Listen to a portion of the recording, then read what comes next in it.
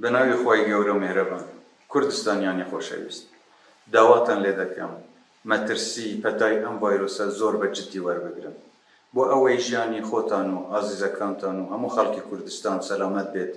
داواکارم لێتان کە پابەندی ڕێنمایەکانی وەزارەتی تەندروستی و وەزارەتی ناوخۆ بن.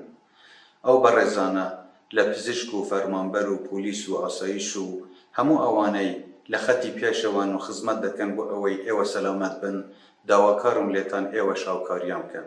حکوومەتی هەرێم چەندین ڕێکاری گرتو دەبەر لە خاڵە سنووریەکان و لە ناو خودی کوردستانیش بۆ ئەوەی ئێوە زیاتر پارێزراو بن.